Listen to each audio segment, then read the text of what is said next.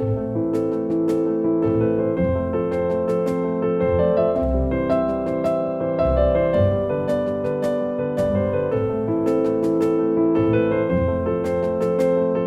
first heard about change or discovered that change was a discipline 25 years ago when I was working at Anderson Consulting in Sydney. Before then, I thought that change was just something that happened that you had to sort of put up with, or you could vaguely steer in one direction or another.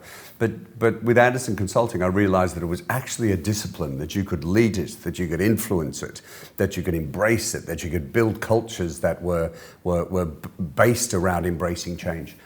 So it was 25 years ago, really. But what I learned at Anderson Consulting is that change has nothing to do with processes, nothing to do with systems. It's everything to do with people, so that's really what the book is about.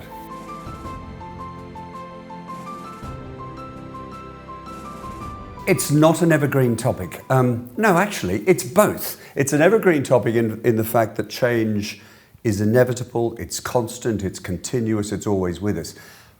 But just what have we experienced in the last 3 years or so with COVID, with Ukraine, with the cost of living crisis, with inflation?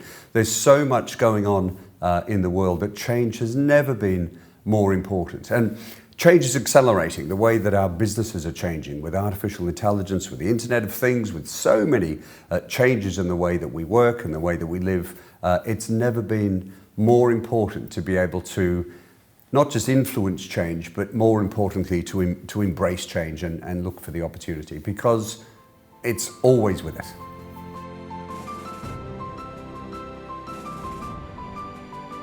In some sense, we're all leaders of change. It doesn't matter where we sit in an organization, we can all influence or lead change in some way.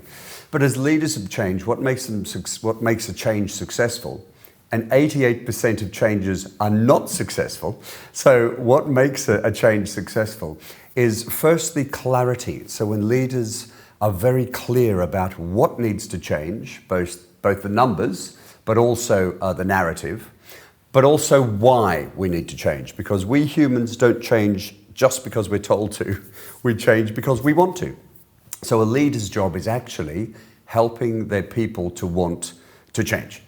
So it's very important for leaders to be very clear on what needs to be achieved, to understand that emotions are 4 times more powerful than logic when it comes to change, and to engage their people emotionally in being able to help them, to follow them, to deliver the change that they want. So that's as leaders. As people, we need to understand that change is personal, and that no matter what, whether the change is being done to us or whether the change is that we're instigating the change, we need to engage with ourselves emotionally, and we need to find the confidence to be able to embrace change and look for the opportunities. And that's what this book is frankly all about. There's so much in the book. There's about why we need to change. It's how we change. It's how we react to change. But my favourite has got to be, for the sake of my marriage, the one that my wife helped me write, which is called The Power of Yoga, which encompasses all of the preceding chapters into one chapter that uses yoga to help you to be able to distance yourself from what's going on, accept reality, accept the change, embrace the change, and learn how to thrive from a position of strength. So yes, thanks to Jane, it would be The Power of Yoga.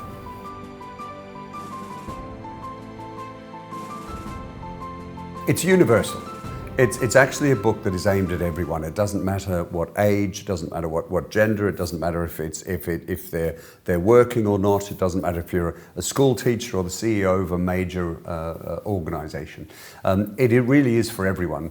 Where I've tend to think about when I was writing the book is employees of organizations. That's the lens through which I looked at it. So one of my clients has taken the English version of the book that doesn't have as good a name as the Hungarian version. They've taken the English version of the book and have put their logo on it and have put their own introduction into the book and given it to every single one of their employees to help them to be able to embrace change and thrive through change and after change. So When I wrote it, it was aimed at employees to help leaders to create a culture that embraces change. I am thrilled that this book is being published in Hungarian, and one of the greatest things about it is the title of the book that you've chosen for Hungarian is so much better than the English title. I mean, Champions of Change is what we should call the book. In England and in Australia and in the States, it's called The Power to Change. But I love Champions of Change because every single one of us have the power to be champions of change. So I'm going to go back to England and say we need to change the title of the English book. I love Champions to Change. It's fantastic.